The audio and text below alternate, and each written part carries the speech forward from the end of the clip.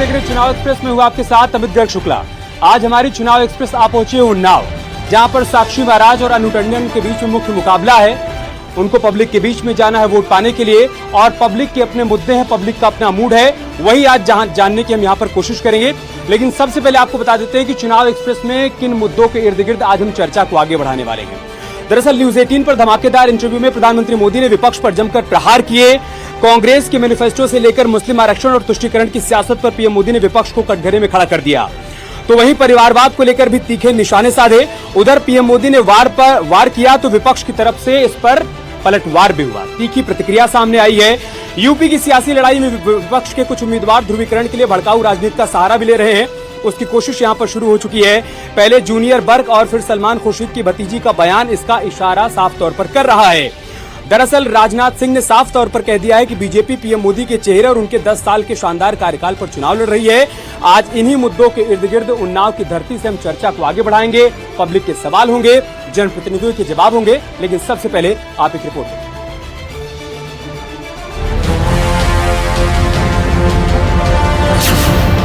मोदी ने खोली पोल, विपक्ष के कड़वे बोल। परिवार के लोगों को उतारना पड़ रहा है, ये मजबूरी है। ये उनका मूल कैरेक्टर है, इसके सिवा उनके पास कोई है ही नहीं। फैमिली मेंबर के लिए लड़ना, फैमिली मेंबर के लोगों के लड़वाना। परिवार पर मोदी के वार से तिलमिलाया विपक्ष। ऐसा प्रधानमंत्री 10 साल के बाद विरासत के नाम पर वोट मांगे, मंगलसूत्र के नाम पे वोट मांगे। और इतना घबरा गए हैं कांग्रेस के मैनिफेस्टो से कि परेशान हो गए। और मैं मोदी जी को धन्यवाद देना चाहूँगा।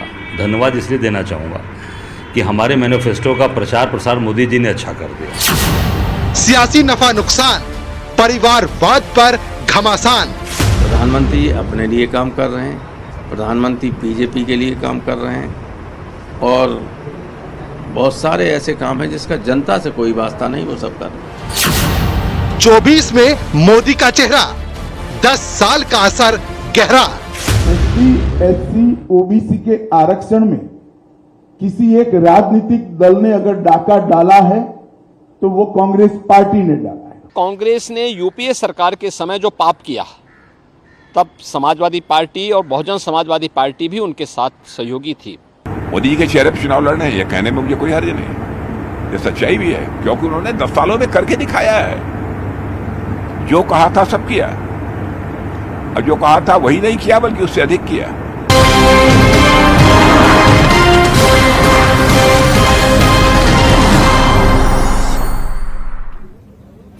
कार्यक्रम की शुरुआत करें, मेहमानों का परिचय आपसे करवाएं। उससे पहले उन्नाव की जनता से आपको रूबरू करवाते हैं। ये जो आज अपने सवाल लेकर पहुंची है, तमाम इसके मुद्दे हैं, अपने अपने सवाल हैं जो जनप्रतिनिधियों के सामने रखेगी। एक बार जोरदार तालियां आप लोग अपने लिए बजा लीजिए, इससे पहले कि हम शो की शुरुआत करें। और अब जल्दी से मेहमानों का परिचय आपसे करवा देते हैं। दिनेश चंद्र गौतम जी हमारे साथ हैं, आप बीएसपी से हैं, लोकसभा प्रभारी हैं उन्नाव के। बहुत स्वागत है सर आपका। सुभाष सिंह जी हैं, आप पूर्व अध्यक्ष उन्नाव कांग्रेस के, बहुत स्वागत है सर आपका। प्रदीप सिंह जी हैं, भारतीय जनता पार्टी से, बहुत बहुत स्वागत है आपका चर्चा में शामिल होने के लिए। अंकित परिहार जी हैं, समाजवादी पार्टी से आप हैं, और साथ ही साथ वरिष्ठ पत्रकार मनीष पांडे जी हमारे साथ जुड़ चुके हैं। आप सभी का बहुत बहुत स्वागत है।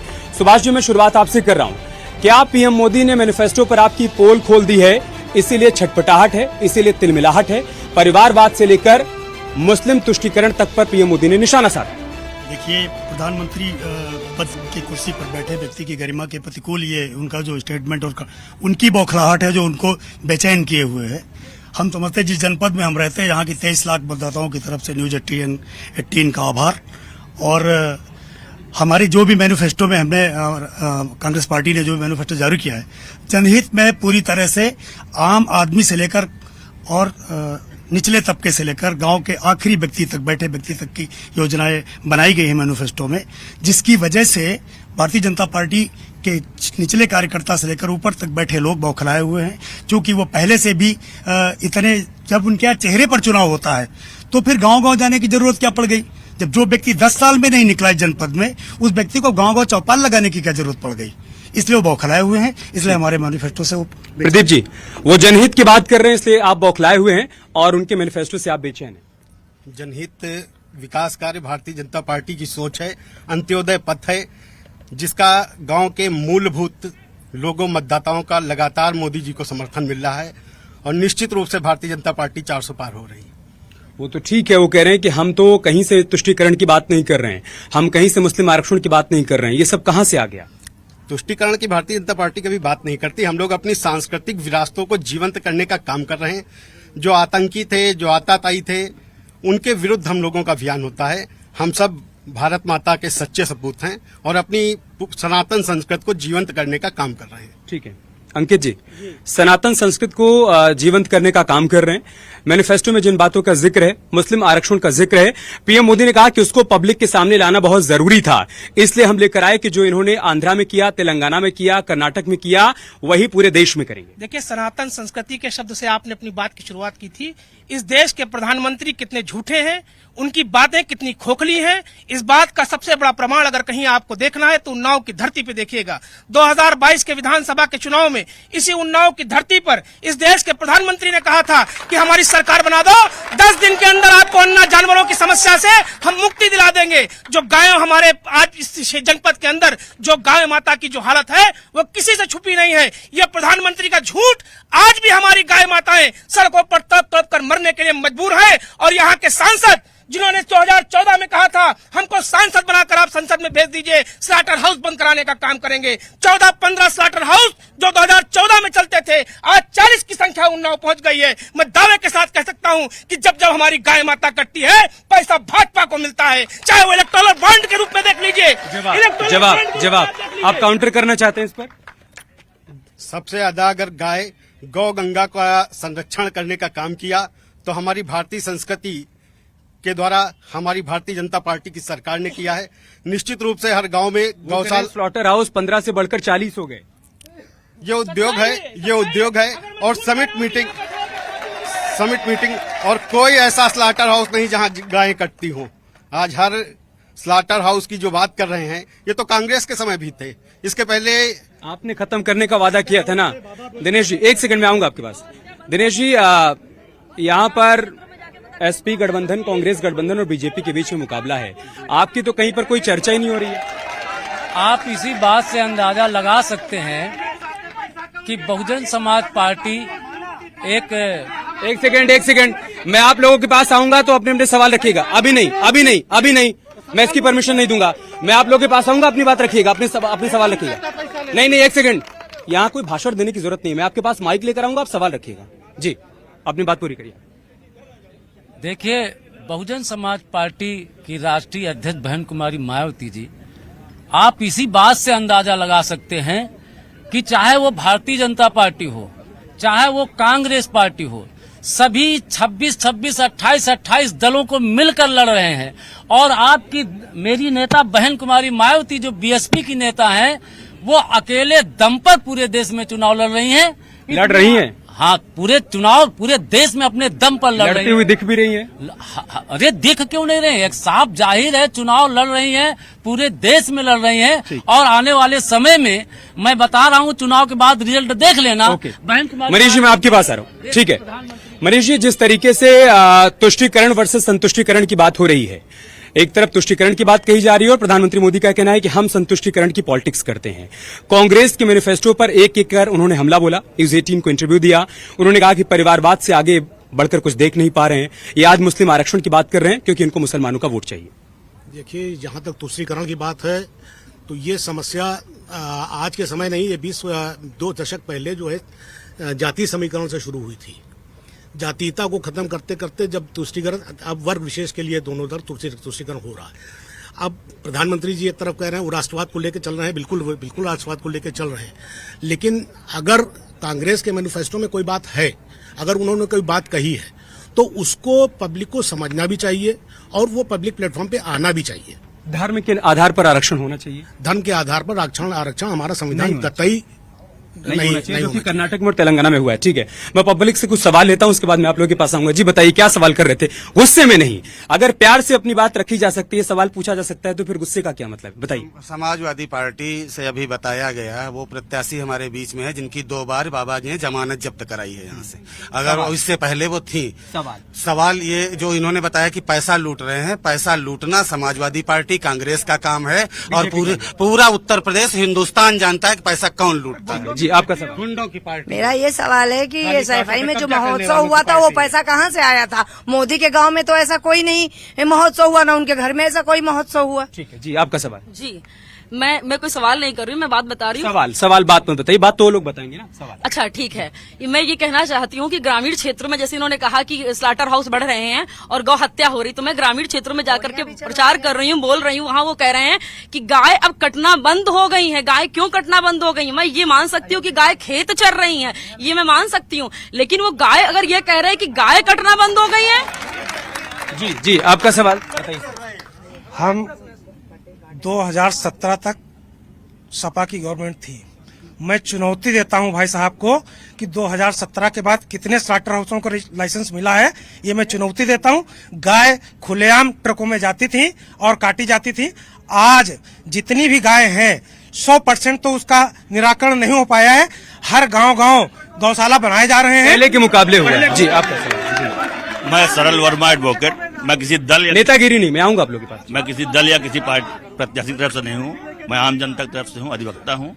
मेरा सवाल सीधा ये है, अब इलेक्टोरल बॉन्ड के जरिए पूरे देश को, पूरी दुनिया को मालूम हुआ कि पार्टियां जो हैं कारपोरेट से चंदा लेके काम कर रही हैं। तो जो पार्टियां कारपोरेट से चंदा लेके काम कर रही हैं वो आम जनता के लिए कौन सा काम करेंगे? वो तो कारपोरेट के लिए कर रही है ना। तो ये सवाल ही अपने आप में बेईमानी है कि तुम बड़े बेईमान कि हम बड़े बेईमान। ये तरक्की की बात है। एक शेर मैं सुनाता हूँ आपको। इस कदर मुल्क ने तरक्की की है, इस कदर मुल्क ने तरक्की की है, हर एक तबके ने खुदकुशी की है। क्या बात है, क्या बात है। मैं इसी पर जवाब ले लेता हूँ। अंकित जी जवाब दीजिए। एक तो उधर से सवाल था कि सफाई महोत्सव का पैसा कहाँ से आता था, वो बताइएगा। दूसरा उनका कहना है कि कितने स्लॉटर हाउस को लाइसेंस मिले, वो बताइएगा। तीसरा उनका ये कहना है कि पहले गुंडे और माफियाओं का राज हुआ करता था, आज कानून का राज। देखिए, हमारे जिन मित्र ने बात कही है, मुझे बड़ा हंसी भी आ रही है और बड़ा मुझे दुख भी हो रहा है इस बात को लेकर कि वो भाई साहब ये बात कह रहे हैं कि प्लाटों के कब्जे समाजवादी पार्टी के लोग करते थे। आज पूरे उन्नाव में कहीं जाके आप पूछ लेना, किसी चौराहे पे खड़े होकर किन्हीं लोगों का नाम आएगा प्लाट और जमीन में कब्जा करने वाले लोगों में, तो वो लोग हैं जो आज यहाँ पर प्लाट और जमीन के कब्जा करने का नाम उठा रहे हैं। शर्मिंदा होना चाहिए आप लोगों को। आप लोगों का नाम सबसे अग्रणी सूची में है। मैं एक सवाल मैंने पिछले चुनाव में भारतीय जनता पार्टी के उस समय के सांसद और आज के प्रत्याशी साक्षी महाराज, स्वामी सच्चिदानंद हर साक्षी जी महाराज से पूछा था। मैंने पूछा था कि आप बता दीजिए उन्नाव में कितने विकास खंड हैं। उसका जवाब उनके पास नहीं था। मुझे उम्मीद थी कि आज वो यहाँ मिलेंगे, मैं फिर से उनका सवाल पूछूंगा। लेकिन जो भारतीय जनता पार्टी के मित्र यहाँ पर आए हैं, मैं उनसे आज दूसरा सवाल एक पूछना चाहता हूँ। एक वीडियो वायरल हुआ था, पूरे हिंदुस्तान ने देखा था, जो दर्शक आज देख रहे हैं उन्होंने भी देखा होगा और आपने भी देखा था। उन्नाव में भारतीय जनता पार्टी के विकास का मुलम्बा नोचते हुए अगर कोई वीडियो दिखा था तो भारतीय जनता पार्टी की बनाई हुई सड़क को एक नौजवान अपने नाखूनों से उखाड़ रहा था। ये विकास की सच्चाई दिखा रहा था वो। मैं पूछना चाहता हूँ आपसे, बताइए उस ठेकेदार का नाम, बताइए उस ठेकेदार का नाम जिस ठेकेदार ने उस सड़क को बनाने का काम किया था। आप इसका भी जवाब दीजिएगा, आप इसका भी जवाब दीजिएगा, लेकिन मैं पहले पब्लिक से कुछ सवाल ले लूं। जी बताइए, क्या सवाल है आपका? ये कहना चाह रहे हैं कि गौ हत्याएं हो रही हैं, इनका ही घोषणा पत्र जारी होता है और ये कहते हैं हम हर चीज की खाने पीने की छूट देंगे। खाने पीने की कौन सी छूट में पाबंदी लगी? लेकिन इनकी सरकार आने के बाद ये साफ कहना चाहते हैं कि मैं गौ हत्या करवाऊंगा और आपको मांस खाने की परमिशन दूंगा। आपका सवाल, आप बताइए आपका सवाल।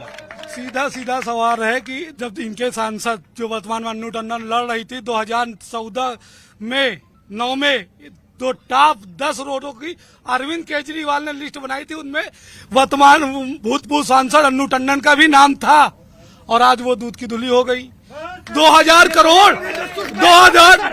करोड़ नीरा राजी दूध की धुली हो गई। ओके, आपका जवाब, फिर मैं और सवाल। देखिए, एक सेकंड हमारे भारतीय जनता पार्टी के साथी मित्र बता दें कि वो सड़क को बनाने वाले अरे सवाल पूछा है, जवाब तो सुन लो यार। काम किया था, उस सड़क को किसने बनाया था, इसका नाम मैं बता दें यहाँ पर। सामने से 2 सवाल पूछा गया, उसका मैं सारे सवालों का जवाब दूंगा। वो भारतीय जनता पार्टी के उम्मीदवार जिनके बारे में पूरा देश से जानता है कि किस तरह का पाखंड और किस तरह का झूठ करके पिछले 10 सालों में उन्होंने उन्नाव की जनता का वोट अपनी झोली में भरने का काम किया है। अब वो झोली बाबा की चाल उन्नाव में चलने वाली नहीं है। मैं बता रहा हूँ, एक सांसद के रूप में जो जिम्मेदारी उल्लेख कर रहे थे उन्नाव के संबंध में आज तक 10 साल के कार्यकाल में जिस सांसद ने एक सवाल न उठाया हो, ऐसे सांसद को एक सवाल नहीं। साक्षी महाराज, अब क्या सवाल है आपका? नहीं है कोई सवाल, कोई बात नहीं। एक सेकंड हो गया, आपका सवाल आ गया। फिर हम पहला सवाल है बेरोजगारी, युवाओं के इतनी बेरोजगारी, महंगाई, शिक्षा, महंगी शिक्षा और दवा इलाज इतना महंगा कि आप कहीं पर भी इतनी महंगाई है। बेरोजगारी, महंगाई, इलाज पर आपका सवाल। एक सेकेंड, हेलो। बेरोजगारी इतनी ज्यादा है कि बेरोजगारी अभी नेतागिरी नहीं, शांति से बैठ जाओ, आपके पास आऊंगा तब बोले। जी सवाल, एक सेकंड सवाल। मेरा सवाल भारतीय जनता पार्टी से है कि जब ये सत्ता में आते हैं तो ऐसा कौन सा जादू कर देते हैं कि पेपर होने के पहले पेपर लीक हो जाता है। मेरे यहाँ पर 4 सवाल है। पहला सवाल है कि अब तक सरकार कहती थी कि भ्रष्टाचार रुकेगा, अगर हम देखें तो हमारी रैंक 93 क्यों है भ्रष्टाचार सूचकांक में, जो कि 2022 में 85 थी। यहाँ से बढ़ा है। और 2 सवाल है मेरे। पहली बात, कहते हैं विकास होगा, गाँव जितनी गाय हैं, गायों की वजह से रोज किसान चढ़ने की वजह से किसान परेशान है। सर, हम लोग अब पुलिस भर्ती की तैयारी कर रहे थे और 1 महीने के अंदर पेपर कराया गया और पहले यहाँ से गुजरात तक लिंक हो गया, वहाँ पे लीक कर दिया गया सर। और रही बात गाँव की, आज के युग में हिंदुत्व की सरकार होने के बावजूद भी इंडिया आज गाँव का मान स्पोर्ट करने में आज नंबर 1 पे बना, कैसे बना हुआ है? सर यहाँ पर राष्ट्रीय स्तर के सारे 15 से 20 खिलाड़ी प्रैक्टिस करते हैं। आज तक कोई भी सांसद विधायक आता है, मेडल आता है, फोटो खिंचा चला जाता है और कोई भी बोलता नहीं या देखने नहीं आता है या कोई भी सुनी नहीं आती। जिस गाय पर इतनी सियासत हो रही थी, मैं भारतीय जनता पार्टी से पूछना चाहता हूं कि वो गाय उत्तर प्रदेश में माता है और दक्षिण में जाते जाते उसके प्रत्याशी, उसके प्रदेश अध्यक्ष भारतीय जनता पार्टी के कहते हैं कि मैं यदि विधायक बनूंगा तो गौमांस खाने की छूट दूंगा। ये भारतीय जनता पार्टी। प्रदीप जी सारे सवाल, एक सेकंड में फिर आऊंगा आप लोगों के पास। प्रदीप जी सारे सवाल आपसे हैं। पहला तो ये महंगाई, बेरोजगारी, स्वास्थ्य को लेकर क्या किया। दूसरा सवाल है कि वैकेंसी पहले तो निकलती है तो पेपर लीक हो जाता है। तीसरा उनका यह कहना है कि गोमांस। मित्र का एक सवाल था, हम उधर आते हैं जब हमारी भारतीय जनता पार्टी की सरकार में एक एक काम निष्पक्षतापूर्ण, भ्रष्टाचार मुक्त उत्तर प्रदेश हुआ है और कहीं भ्रष्टाचार शब्द नहीं। लेकिन एक कांग्रेस पार्टी के सांसद जी के कार्यक्रम गया था, हमें आज ध्यान नहीं वो ठेकेदार कौन थे, लेकिन ये बड़ा एक प्रश्न जनपद में ये भी तैरता हुआ प्रश्न था। समाजवादी पार्टी की सरकार में एनसीआरबी की रिपोर्ट थी कि डेली 13 मर्डर, 19 दंगे, 24 रेप, 7,650 क्राइम का आंकड़ा पहुंचा था। आज आप डंके की चोट पर कह सकते हो कि ये आंकड़ा मिट गया है। जब पहले होता था कैराना में लगते थे कि यह मकान बिकाऊ है, वो शब्द मिट गया है। दूसरी बात, कानून व्यवस्था आपकी एक बड़ी उपलब्धि है। आप जिनके खिलाफ चुनाव लड़े 2022 का, आज उन्हीं के साथ आपने गठबंधन कर लिया। उनका यह कहना है कि हमारी उपलब्धि कानून व्यवस्था है और वो कानून व्यवस्था के मुद्दे पर ही सत्ता से बाहर चले। में इंडिया अलायंस हुआ है और हम ये कहना चाह रहे हैं भारतीय जनता पार्टी के अपने मित्रों से कि जिस जनपद में आप रह रहे हैं वहीं से 1 दर्जन से ज्यादा किसानों को यहाँ के आवारा जानवरों, गोवंशों ने पटक के मार दिया, उनके घर उजड़ गए। 64,000 पुलिस भर्ती का पर्चा लीक हुआ।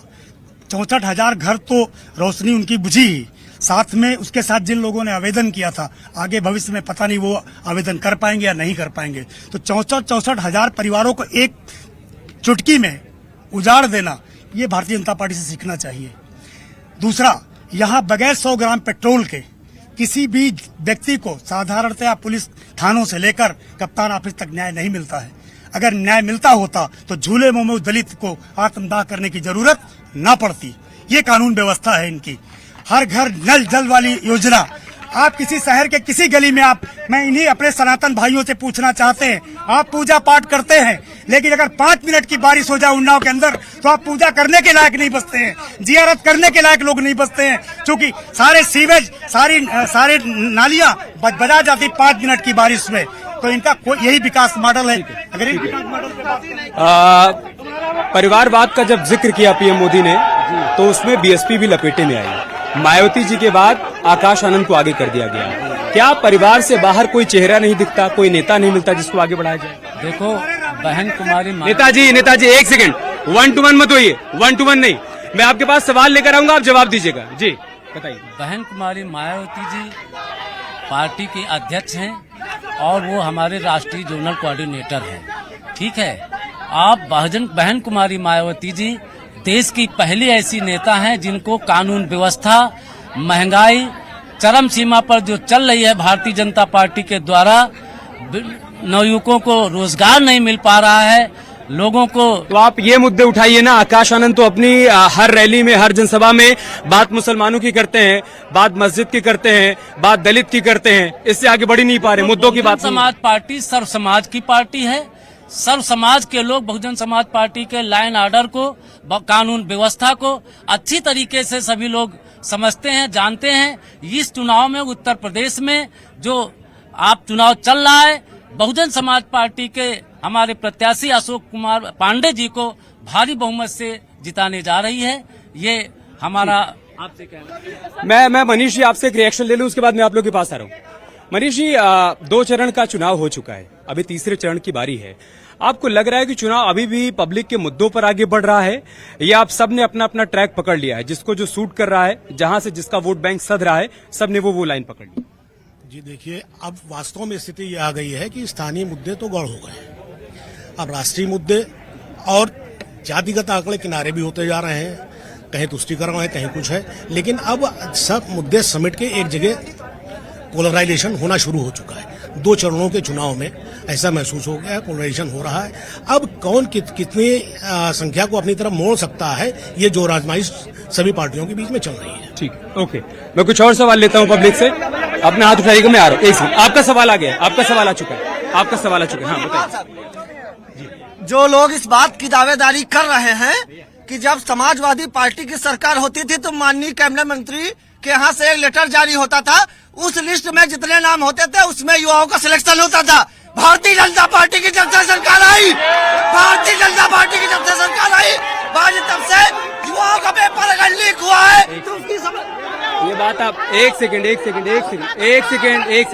पहले आप वहाँ जाइए, मैं आऊंगा आपके पास, वहाँ जाइए। ये बात आराम से भी तो कह सकते हो, आवाज फट गई ना। सवाल ही तो पूछना है, प्यार से पूछ लो यार। हाँ बताओ। देखिए, एक मिनट अरे बस शांति रखा हो भाई। शोर मचाओगे, पीछे भेज दूंगा। पहले बताओ, शांति से बैठ पाओगे? नहीं। हाँ तो बस यहीं पे बैठे रहो, मैं आपके पास सवाल लेने के लिए आऊंगा। शांति से बैठे रहिए, शोर नहीं। देखिए, चिल्लाने से कोई फायदा नहीं है। अभी भाई साहब बोल रहे थे वो स्वास्थ्य सेवाएं नहीं मिल रही। अरे इतनी बढ़िया स्वास्थ्य सेवाएं भारतीय जनता पार्टी की सरकार दे रही, आयुष्मान भारत से जोड़ने का कार्य कर रही है, लोगों को घर घर राशन पहुंचा दिया, बिजली दे दिया, घर दे दिया। अब ये लोग सोच रहे हैं बिल्कुल लिपलिपा एकदम से मिल जाए। भैया कहाँ सरकार दे देगी? 400 पार 400। मैं ऐसा कहना चाहूंगा, जो इन्होंने भर्ती की बात की, भर्ती की बात की, it was based on merit, तो वो मेरिट पे भर्ती हुई थी, और यहाँ पर तो पेपर ही लीक हो रहा है। तो ये यही सवाल है। आपका सवाल इस स्टेडियम में युवा इतना खेलता है, इसके लिए 10 साल बीजेपी सरकार रहे और यहाँ सांसद रहे, इस स्टेडियम के लिए क्या किया है? ओके, एक सेकंड। हाँ बताइए, क्या सवाल? ये जो बता रहे हॉस्पिटल की व्यवस्था अच्छी हो गई है, इसी जिला अस्पताल आप चले जाइए, 3 महीने से अल्ट्रासाउंड नहीं हो रहे, लाख ताला लगा हुआ है, दवाइयाँ नहीं मिलती हैं, अस्पताल में ताला लगा हुआ। सर मैं 2 मिनट शांति से बात करूँ। केवल रोजगार पे विकास जो था अभी भी हो रहा, तब भी हो रहा था, दोनों चीजें। लेकिन एक चीज मैं कह रहा हूँ, रोजगार के लिए, युवाओं के लिए मैं ये बताइए, अच्छा जो राशन मिलता है, क्या इसमें हमारे बच्चों का गुजारा हो जाएगा? हमारे बच्चों का फ्यूचर क्या? 2 मिनट भाई, मैं फ्यूचर की बात कर रहा हूँ कि हमारे बच्चों का फ्यूचर क्या है। जो वैकेंसी निकलती, बच्चे ने कहा वो वैकेंसी लीक हो गई। ओके, अच्छा लीक होने के बाद जितना भी विड्रॉल या जो पैसा लगता है, कितना अमाउंट इकट्ठा हो गया, जो भी पेपर आता लीक होता तो बैलेंस जो होता है कहाँ जाता है? ठीक है, इन्होंने कहा था कैजुअल को नियमित करेंगे। जो संविदा कर्मी है, जो 10 मुद्दे थे उसमें ये था कि हम नियमित करेंगे, तो कहाँ गया वो भी नहीं है। काला धन भी गया। मुफ्त राशन से काम नहीं बनने वाला, मुफ्त राशन से काम नहीं बनने वाला। मैं आऊंगा आपके पास, उससे पहले लेकिन उधर से एक युवा का सवाल था। उसका कहना है कि आज आप वैकेंसी की बात कर रहे हैं, आपकी जब सरकार थी तो एक लिस्ट बन जाया करती थी SFIC, और इस लिस्ट में जिन लोगों का नाम होता था उनकी नियुक्ति हो जाया करती थी। देखिए, कम से कम नियुक्ति हो जाती थी, ये तो बात उससे स्वीकार कर ली। एक बात तो स्वीकार कर ली ना कि नियुक्ति हो जाती थी। अच्छा, दूसरी बात, अभी एक सवाल आपने उठाया था यहाँ पर कि चुनाव किन मुद्दों पे हो रहा है, और विशेष रूप से अगर हम उन्नाव में आज यहाँ खड़े हैं तो हम उन्नाव की बात करना चाहते हैं। उन्नाव में चुनाव किन मुद्दों पे हो रहा है? देखिए, जिस सांसद को 10 साल तक इस क्षेत्र की जनता ने चुनकर भेजा, उसके कुछ दायित्व थे। उसके दायित्व 2 तरह के दायित्व थे। एक था कि हिंदुस्तान की संसद में उन्नाव के मुद्दों को उठाए, उन्नाव के सवालों को उठाए। एक रिकॉर्ड उठाकर देख लिया, 0, उसका पूरा परफॉर्मेंस 0 है। दूसरी उसकी एक जो सबसे बड़ी जिम्मेदारी थी कि उन्नाव में कोई संकट आए। मैं पूछना चाहता हूं भारतीय जनता पार्टी के लोगों से, जब उन्नाव बाढ़ झेल रहा था तब आपका सांसद कहां था? जब उन्नाव कोरोना से करा रहा था तब आपका सांसद कहां था? जब उन्नाव आपके किसी अग्निकांड से पीड़ित था तब आपका सांसद कहां था? अन्नू हैं जिन्होंने न नेता के रूप में नहीं, उन्नाव में समाज सेवी परिवार के जवाब दीजिए। एक सेकंड, हो गया आपकी बात, आगे माइक इधर आ गया ना नेताजी, अंकित जी माइक इधर आ गया, अब ये मंच पर भाषण दीजिएगा, सवाल का जवाब सुनिए। एक तो उनकी बातों का जवाब दीजिए, दूसरा उधर से सवाल ये था कि महंगाई बेरोजगारी बढ़ती जा रही है। आप एक सेकेंड, ये राजनीतिक मंच नहीं है ना, भाषण देने से तो काम नहीं चलेगा। अब सवाल पूछा गया, जवाब सुनिए। उनका ये कहना है कि 5 किलो मुफ्त राशन से तो काम नहीं चलने वाला है, आपको युवाओं को नौकरी देनी होगी। उन साथ ही साथ पीछे भाई ने एक सवाल किया, सुन तो लीजिए पूरा सवाल। उनका कहना है कि अस्पताल में ताला लटका हुआ है, अल्ट्रासाउंड नहीं हुआ 3 महीने से, क्या करें उसका? पहली बात तो हमारे मित्र ने जो कही, हम उस पर एक बहुत अच्छी सी बात कहेंगे। 29 अक्टूबर 2020 को जनपद के समाजवादी पार्टी के प्रत्याशी आदरणीय दीदी अन्नू टंडन जी ने, ये उन्नाव विदुषियों की भूमि है, सूर्यकांत त्रिपाठी निराला की भूमि है, उन्नाव के लोगों ने जाना कौन सुख दुख का सच्चा साथी है और उसके परिणाम में दिया जमानत जब्त का अर्थ। हर व्यक्ति जानता है कि जमानत जब्त के मतलब जनता ने क्या कहा। 29 अक्टूबर 2020 को उन्नाव की आदरणीय समाजवादी पार्टी की प्रत्याशी जी एक पत्र वायरल करती हैं और कांग्रेस पार्टी से नाता तोड़ती हैं। उस पत्र को जिस दिन आप पढ़ लेंगे, वास्तव में आपको हृदय से लगेगा कि किस तरीके से कांग्रेस पार्टी अपने ही नेताओं का शोषण, दोहन, उत्पीड़न कर रही थी। हमने भी वो पत्र पढ़ा, मुझे हृदय से कष्ट हुआ, लेकिन आज ये साबित उन्होंने कर दिया कि हम उसके गठबंधन से प्रत्याशी हैं, यानी चोर चोर मौसेरे भाई। ठीक है, वो अपने दर्द जान रहे हैं। चोर चोर मौसेरे भाई। देखिए, हम और अनु टंडन जी कांग्रेस पार्टी में थे, इस बात का हमें कोई अफसोस नहीं है। मैं डंके की चोट पे कह रहा हूं कि अनु टंडन जी और हम कांग्रेस पार्टी में थे और कांग्रेस पार्टी के नेताओं का आज भी हम पूरी तरह से सम्मान करते हैं। यही जो भारतीय जनता पार्टी के उम्मीदवार हैं, इनको समाजवादी पार्टी ने राज्यसभा का सांसद बनाकर भेजा था। 3 पार्टियों में रहने के बाद आज ये भारतीय जनता पार्टी का डंका पीट रहे हैं। मैं कब पूछता हूँ, क्या आज यहाँ पर खड़े होकर साक्षी महाराज कहेंगे कि उनको समाजवादी पार्टी में रहने का गर्व था? हमारे आदरणीय नेताजी ने उनको राज्यसभा सांसद बनाकर भेजा था। मैं इनसे सवाल फिर से पूछना चाहता हूं, जवाब दीजिए। कोरोना के समय में जब ये उन्नाव करा रहा था, जब अन्नू टंडन जी अपने जेब के पैसे से, अपने बेटों की कमाई से उन्नाव के अस्पतालों को बाईपैक मशीनें दे रही थी, ऑक्सीजन बनाने की मशीनें दे रही थी, आपका सांसद कहां मुंह छुपा के बैठा था? इस बात का जवाब। एक सेकेंड, पीएम मोदी की तरफ से एक बात ये भी कही गई कि अगर आप लोग सत्ता में आते हैं तो 5 साल में 5 पीएम बनाएंगे। यहाँ लड़ाई पीएम बनने की चल रही है। सवाल चूंकि वहां पर भारतीय जनता पार्टी के अंदर तानाशाही है, हमारे यहाँ लोकतंत्र है, हम पीएम के दावेदार नहीं रहते कभी। अंकित जी, गठबंधन में आपके साथी बोल रहे हैं, उनको तो सुन लीजिए आप। बाकी राजनीतिक मंच तो है ना भाषण देने के लिए। इंडिया अलायंस में नेतृत्व तय करेगा कौन प्रधानमंत्री बनेगा। पहले चुनाव होने दीजिए, प्रधानमंत्री तो बाद में तय होगा, क्योंकि हमारे यहाँ तानाशाही नहीं, हमारे यहाँ लोकतंत्र है। दूसरी बात प्रधानमंत्री की करें तो प्रधानमंत्री का जुमला है 56 इंच का सीना है, झूठ बोलकर जीना है। एक मंच से एक देश का प्रधानमंत्री कहता है कि हम 80 करोड़ लोगों को 5 किलो राशन दे रहे हैं और ये तिथि बढ़ाई जा रही है। दूसरी तरफ कह रहे हैं हम देश के लोगों को आत्मनिर्भर बना रहे हैं। तो 5 किलो पर निर्भर भारत बना रहे हैं या 80 करोड़ लोगों को मुफ्त राशन दे रहे हैं? तो मुफ्त राशन वाला भारत ये देश चाहता है या आत्मनिर्भर भारत चाहता है? ओके, अब ये बताइए कि उनकी तरफ तो मान लीजिए पीएम मोदी के फेस पर वो लोग चुनाव लड़ रहे हैं। पीएम मोदी का अटैक है कि इनके पास कोई चेहरा नहीं है, कोई दूल्हा नहीं है, 5 साल में 5 पीएम बनाएंगे। आप उत्तर प्रदेश की 80 सीटों पर अगर जीत भी गए तो चेहरा कौन होगा और दिल्ली में बैठेगा कौन? देखिए, आपको मालूम है कि जब 3 सांसद चंद्रशेखर के हुए थे तो देश के प्रधानमंत्री बने थे और इंद्र कुमार गुजराल जो 11 सांसद के बदौलत देश के प्रधानमंत्री बने थे। अगर उत्तर प्रदेश में बहुजन समाज पार्टी की 80 सीटें आज आ रही हैं तो आपको मैं यकीन दिलाता हूं इस देश की दूसरी कोई नहीं, बहन कुमारी मायावती जी ही प्रधानमंत्री बनेंगे। मायावती जी प्रधानमंत्री बनेंगे, ठीक है। मनीष पांडे जी, सवाल यहाँ पर एक खड़ा हो रहा है कि विपक्ष के पास अभी तक वो चेहरा नहीं है जिस चेहरे को आगे बढ़ाकर चुनाव लड़ा जाए। कहीं कहीं किसी राज्य में गठबंधन के साथ लड़ रहे हैं तो कहीं एक दूसरे के सामने लड़ रहे हैं।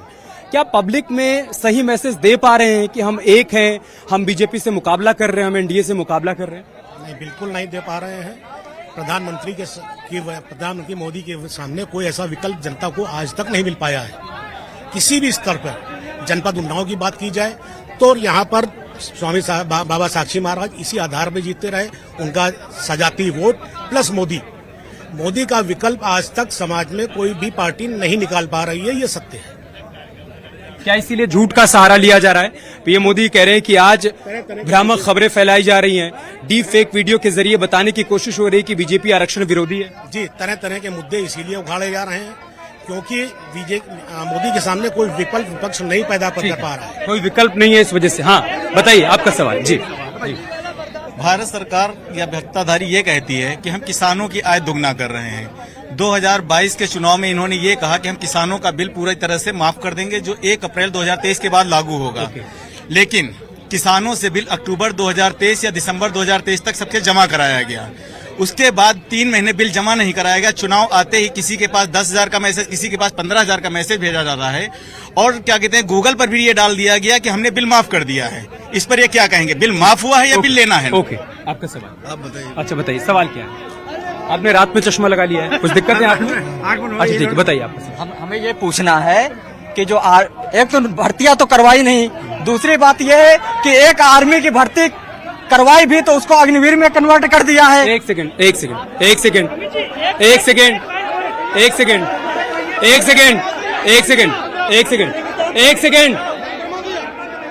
शांति से बैठिए। अब वकील साहब, एक सेकंड, आप वकील साहब हैं आप। वकील साहब क्या कोर्ट रूम में ऐसे ही बहस करते हैं, ऐसे ही जिरे करते हैं? एक सेकंड वकील साहब, मैं आपसे बात कर रहा हूँ, आप शांति से बैठिए। मैं आऊंगा तो आप सवाल करिएगा, उसका जवाब देंगे। आप प्लीज शांति से बैठिए, मैं आऊंगा, मैं आप लोगों के पास आऊंगा। मैडम, डिबेट को शांतिपूर्वक चलने दीजिए। जब मैं आपके पास आऊं तभी सवाल करिए, 1 to 1 करने का कोई फायदा नहीं है ना? मैं आऊंगा आप लोगों के पास। जी बताइए, सवाल क्या है? हमारा समाजवादी नेताओं से ये पूछना है, जब मुलायम सिंह जी ने कार सेवका पर गोली चलवाई थी तो सही चलवाया गलत चलवाया, एक बात। और यहाँ उत्तर प्रदेश में गुंडे अपराधी बेखौफ होकर घूमते थे, लड़कियों का रेप हो जाता था तो मुलायम सिंह जी कहते थे बच्चों से गलती हो जाती है। ओके, एक सेकंड। पहले सवाल आपसे, उधर भाई साहब ने सवाल किया कि आपने कहा, अरे सवाल मुझे करने दीजिए अंकित जी, आप ही एंकरिंग करेंगे तो फिर मैं क्या करूंगा? उधर से सवाल है कि आपने कहा था 2022 तक किसानों की आमदनी दोगुनी हो जाएगी, उसका क्या हुआ? आपने कहा था अप्रैल 2023 के बाद बिजली का बिल माफ हो जाएगा किसानों का, उसका क्या हुआ? मैसेज आ रहा है बिजली बिल का। सौभाग्य योजना के जरिए पहले समाजवादी और कांग्रेस पार्टी की सरकारों में गांवों में बिजली ही नहीं थी। सौभाग्य योजना के तहत आज गर्व के साथ हम लोग कह सकते हैं कि हर घर बिजली पहुंचने का काम हुआ है। हर घर बिजली पहुंचने का काम हुआ है।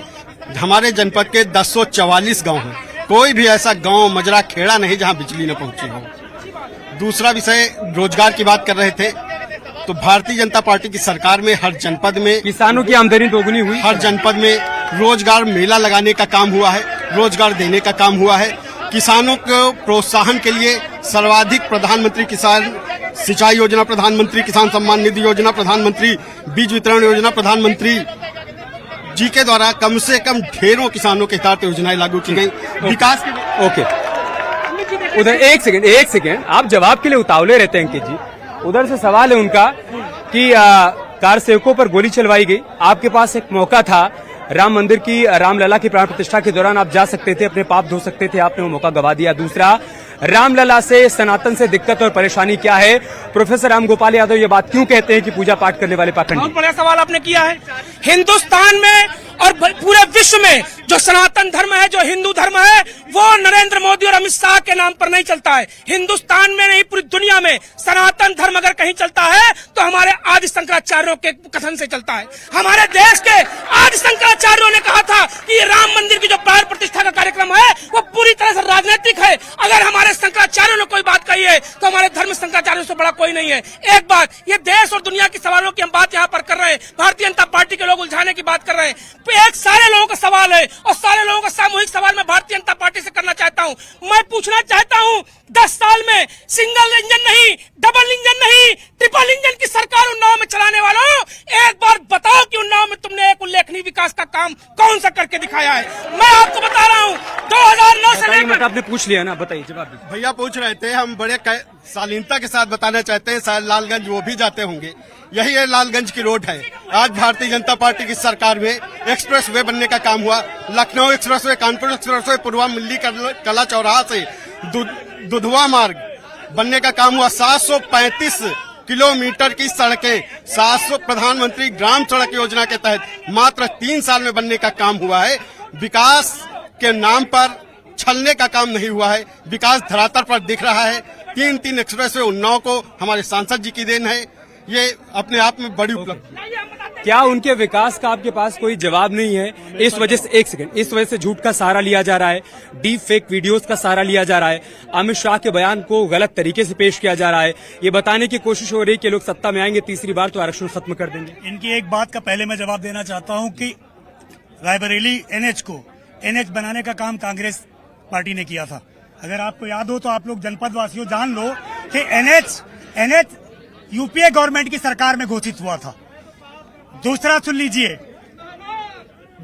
लीजिए, ना गाय संरक्षित हुई, ना युवा संरक्षित हुआ, ना किसान संरक्षित हुआ, ना रोजगार संरक्षित हुआ। तो आप इन्हीं मुद्दों पर अपनी बात रखते ना। ये अमित शाह का फेक वीडियो बनवाने की क्या जरूरत थी? आप तेलंगाना के सीएम को नोटिस मिल गया है, उनको बुलाया गया है दिल्ली, जवाब देना होगा कि किन लोगों ने वीडियो बनाया और किन्होंने सर्कुलेट किया उसको। इनके कितने नोटिस आप जारी करोगे? ब्रजभूषण को नोटिस करोगे या रेवन्ना को नोटिस करोगे या चिन्मयानंद को नोटिस करोगे? किसको? एक विधायक उनका 10 लाख रुपए जुर्माने से जेल में है रेप के केस में। 3 हजार रेप के वीडियो वायरल हो रहे हैं। क्या ये भी कांग्रेस ने वीडियो बनवाया, क्लिप बनवाया? इस पर केंद्रीय गृह मंत्री को जवाब देना चाहिए, अपने वीडियो पर जवाब नहीं मांगना चाहिए। ओके, मैं इधर से सवाल ले लेता हूँ कुछ। एक सेकंड खड़े हो जाओ। क्या नाम है आपका? अमन शुक्ला में। एक सेकंड क्या करते हो? हम पढ़ाई कर रहे हैं। पढ़ाई कर रहे हो? राम को मानते हो? भी राम का नाम ले रहे हो? एक सेकंड, राम को मानते हैं? राम के बारे में क्या कहा जाता है? राम मर्यादा पुरुषोत्तम है। एक सेकंड, मर्यादा पुरुषोत्तम है। बिल्कुल आप मर्यादा दिखा रहे हो? बिल्कुल दिखा रहे हैं। कहाँ दिखा रहे हो? जब अधर्म आप एक सेकंड, तो क्या करेंगे? आप ना पानी के बुलबुले। एक सेकंड, ज्ञान मत दो और भाषण मत दो। सवाल है तो वो पूछो, लेकिन पानी के बुलबुले की तरफ फटो मत। बिल्कुल सवाल है मेरा। अगर ये राम को इतना मानते हैं, गला फट जाएगा आराम से। अगर ये राम को इतना मानते हैं तो राम मंदिर पर क्यों गोलियां चलवाई राम सेवकों पर? कार सेवकों पर ये गोलियां चलवाते हैं। बाद में कहते हैं कि राम की पूजा न करो, राम हमारे आराध्य नहीं। दूसरी बात, ये मुख्तार अंसारी और अतीक अहमद को संरक्षण सिर्फ देते हैं, सिर्फ ये माफियाओं को संरक्षण की सरकार है। और अगर ये इतने बढ़िया थे तो 10 बार 10 साल बैठ जाओ। अगर अदालत के अंदर हत्या होती है तो कौन जिम्मेदार होता है? पुलिस की सुरक्षा में अदालत में कोई व्यक्ति मारा जाता है तो ये राज्य पर प्रश्न होता है। महंगाई, बेरोजगारी, भ्रष्टाचार, ये मुख्य सवाल है। युवा, शिक्षा, न्याय, ये सब मुख्य सवाल है। उन्नाव के अंदर स्थिति इतनी खराब, आप उन्नाव से ओके, जवाब दीजिए। उधर भाई का ये सवाल है कि कार सेवकों पर गोली चलवाई आपने, और आज अपने आप को सबसे बड़ा राम भक्त। बहुत बढ़िया सवाल है। नपेन मिश्रा का नाम सुने हो? नपेन मिश्रा का नाम सुने हो? बीके सिंह का नाम सुने हो? जिन्होंने जिलाधिकारी रहते हुए, प्रमुख सचिव रहते हुए, कप्तान रहते हुए कार सेवकों पर गोलियां चलाई, उनको भारतीय जनता पार्टी के लोगों ने आज की तारीख में अपने साथ सत्ता का साझीदार बना के बैठाया है। आप पूछिए वो डीएम कौन था उस समय, अयोध्या का डीएम? पूछिए वो कौन था कप्तान? वो कप्तान जिसने गोली चलाई, वो डीएम जो प्रमुख सचिव जिसने गोली चलाई। मुख्यमंत्री कौन था? मुख्यमंत्री कौन था? मुख्यमंत्री के हस्ताक्षर कहीं किसी आदेश में नहीं थे। चिल्लाने से पाप धुल नहीं जाते। एक सेकंड विपिन, इधर लाइए।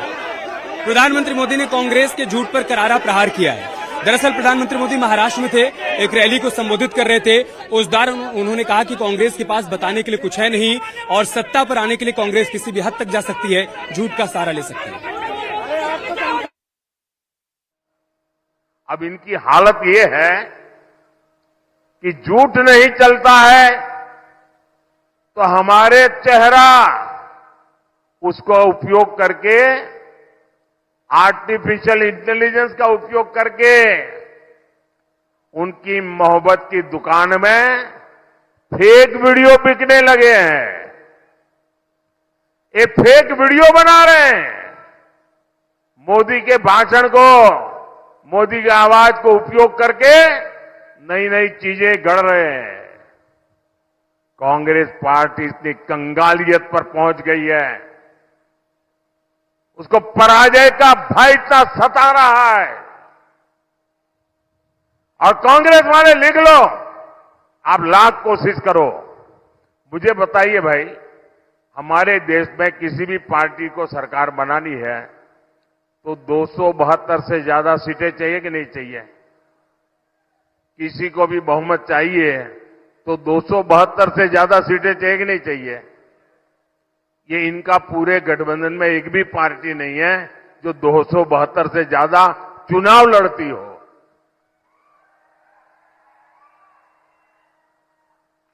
जिनका चुनाव में लड़ने के लिए जगह नहीं है, वो देश पे कब्जा जमाने के सपने देख रहे हैं। भाइयों बहनों, ये झूठ की दुकान वाले ये जो फेक वीडियो निकाल करके तालियां बजा रहे हैं, ये इनकी दुकानें बंद होनी चाहिए।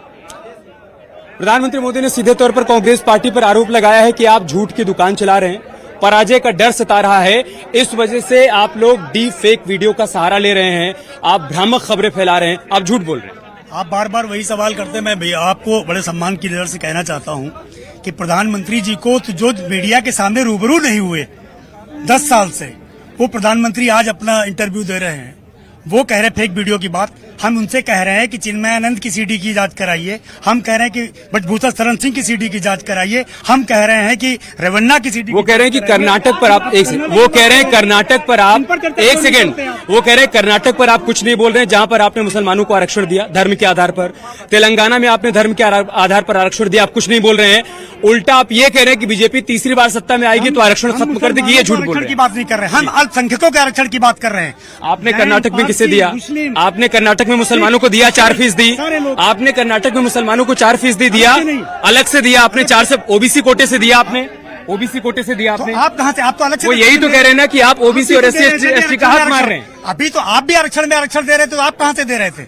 भारतीय जनता पार्टी कहां से दे रही थी? वो ये कह रहे हैं कि झूठ हम नहीं बोल रहे हैं, आप बोल रहे हैं। ये तो जनता ने मोहर लगा दी समय समय पर उत्तर प्रदेश के चुनाव में, केंद्र के चुनाव में, कि जो देश विरोधी थे या जिन पर आरोप रहे हैं उनको जनता ने सबक सिखाने का काम किया। और हमें पूर्ण विश्वास है कि जनता पुनः 400 पार करके भारतीय जनता पार्टी को अपना समर्थन दे चुकी है। ठीक है अंकित जी, आप पीडीए की बात कर रहे हैं, आप पीडीए की बात कर रहे हैं। वो कह रहे हैं कि अगर आप ओबीसी और एसटी के कोटे से आरक्षण छीनकर मुस्लिमों को देने की बात कर रहे हैं, तो फिर आपका कैसा पीडीए हुआ? चलिए, वो तो बात हो गई आपकी पीडीए की। वो हम लोग पीडीए की बात कर रहे हैं, किसी का आरक्षण छीनने की और किसी के साथ व्यवहार।